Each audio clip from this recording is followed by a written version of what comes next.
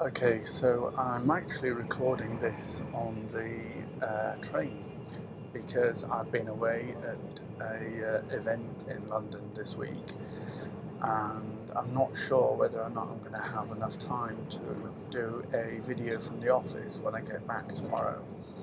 I've actually been at a dinner in London around artificial intelligence, which is a fascinating area for anybody that's involved in data right now. Today, however, what I wanted to try and give you guys was a golden nugget. And what I mean by that is I wanted to try and give you a single tip that would help you with your email marketing.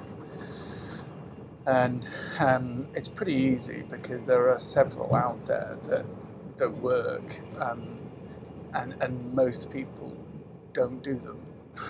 um, one of the one of the biggest ones is, without a shadow of a doubt, people who leave the theme out of their campaign.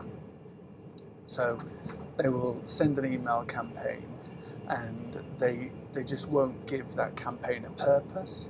They will quite literally just point people to their homepage, or they'll point people to a page on their website, something along those lines, but they won't actually give those people any kind of an offer that is specific to that campaign. When I see good campaigns, they nearly always include some kind of an exclusive offer just to those people that are getting that campaign. That always seems to give them some better results, I guess. It might take them through to a special landing page on the website where they can get more information about it, that kind of stuff. But I see a lot of successful campaigns do run a very specific theme. The other thing that I wanted to mention was the preview of an email is so important these days, especially when you've got people that are skimming through their emails. They can see who the email came from, they can see the subject line of the email, but if you have a little look, you'll see that the first or second line of your email is visible in email clients like Gmail and Hotmail, and a lot of people make the decision on whether or not they're going to open your email based on that line.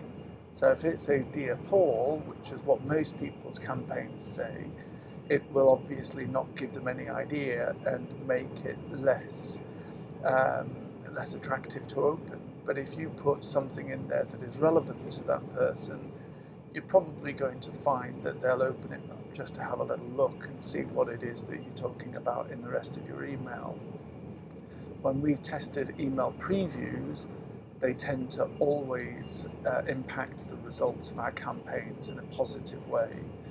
So that is the top line. If your email service provider, email client doesn't offer an email preview option, MailChimp does, for instance, but if you're using one that doesn't, it's simply the first line of your email, okay?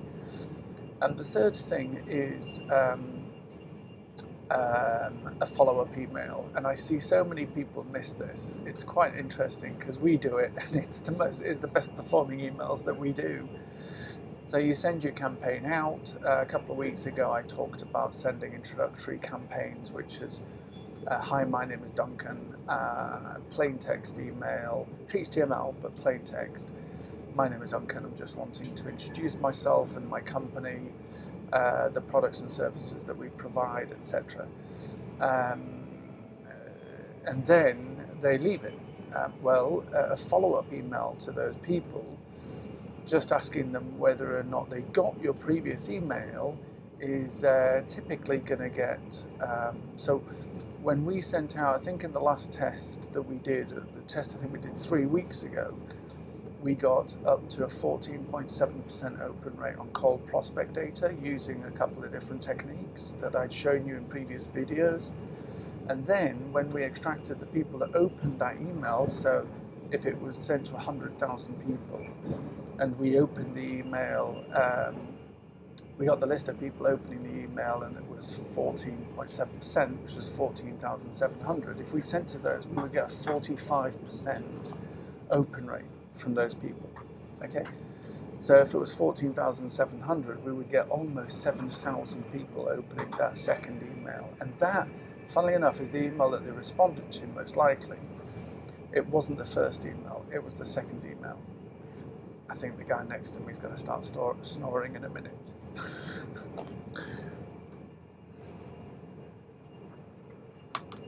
This guy's been fast asleep for a while, and he's got those Bose headphones on, so he cannot hear a thing that's going on around him. Otherwise, I don't think I would have made this video, to be honest with you.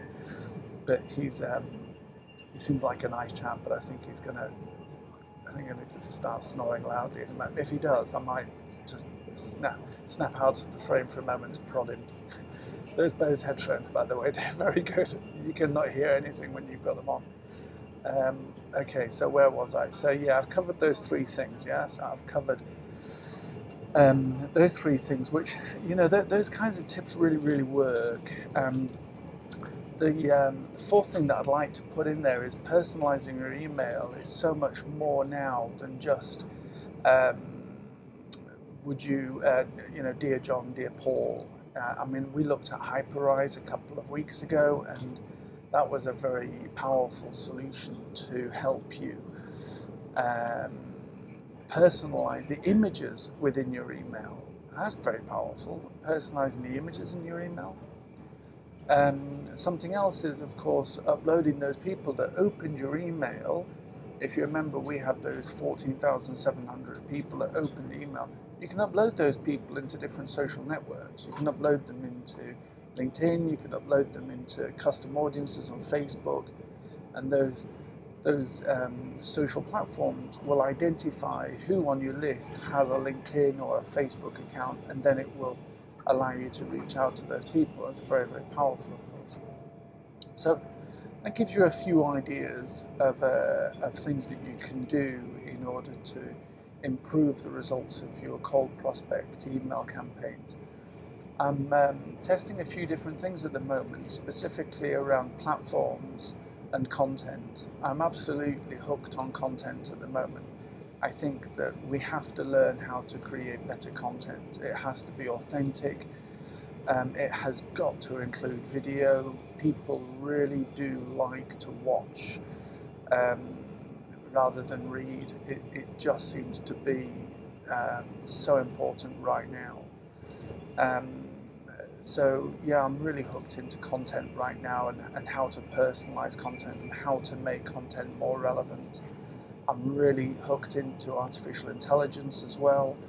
I'm trying to figure out how machine learning can look at campaigns and look at campaign results and data sets and learn from the results of the campaigns that we're sending who we should be sending future campaigns to, rather than us just sending to everybody.